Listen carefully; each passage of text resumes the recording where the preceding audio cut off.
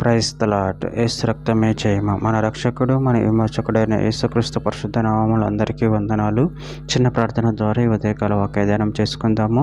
పరిశుద్ధుడ మహాగణుడైన దేవ యేసయ్య సర్వాధికారి నేను మీకు వేలాది వందనములు కృతజ్ఞత స్తోత్రం చెల్లించుకుంటున్నాను. దేవ ఉదయకాలం ప్రభు వాక్య భాగం ధ్యానిస్తుండగా వాక్య భాగం మాకు అర్థమవునట్లు సహాయం చేసి మీ కృపలో బలపరిచి మీకు మాదిరిగా మమ్మల్ని నడిపించమని ఈ చిన్న ప్రార్థన ప్రభు యేసుక్రీస్తు పరిశుద్ధ నామములో అడిగి వేడుకుంటున్నాను తండ్రి. Amen amen. కీర్తన గ్రంథం 25వ అధ్యాయం 14వ వచనం. యెహోవా మర్మములు ఆయన యందు భయభక్తులు గల వారికి తెలిసి ఉన్నది, ఆయన తన నిబంధనను వారికి తెలియచేయును. ప్రభునందు ప్రియులారా, మనము ఇక్కడ వాక్య భాగంలో గమనించినట్లయితే యెహోవా మర్మము ఆయన యందు భయభక్తులు గల వారికి తెలిసి ఉన్నది, ఆయన తన నిబంధనను వారికి తెలియచేయును. అదేవిధంగా మనము వాక్య భాగంలో గమనించినట్లయితే మత్తయి సువార్త 13వ అధ్యాయం 11-12 వచనంలో పరలోక రాజ్య మర్మములు ఎరుగట మీకు అనుగ్రహింపబడి ఉన్నది, కానీ వారికి అనుగ్రహింపబడలేదు. కలిగిన వానికి ఇవ్వబడును, వానికి సమృద్ధి కలుగును.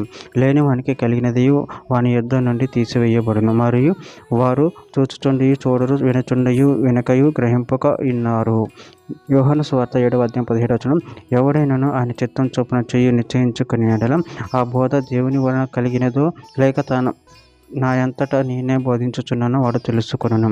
కొరింథీయులకు రాసిన మొదటి పత్రిక 2వ అధ్యాయం 14వ వచనం. ప్రకృతి సంబంధమైన మనుషుడు దేవుని ఆత్మ విషయంలో అంగీకరింపడు, అవి అతనికి వెరితనముగా ఉన్నవి, అవి ఆత్మానుభవం చేతను వివేచింపదగును కనుక అతడు వాటిని గ్రహింపచాలడు.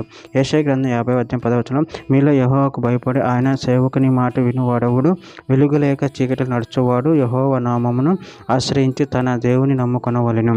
ఇర్మీయా గ్రంథం 33వ అధ్యాయం 3వ వచనం. నాకు మొరపెట్టుము, నీకు ఉత్తరమిచ్చేదను, నువ్వు గ్రహింపలేని గొప్ప సంగతులను గూఢమైన సంగతులను నీకు తెలియజేయుచును.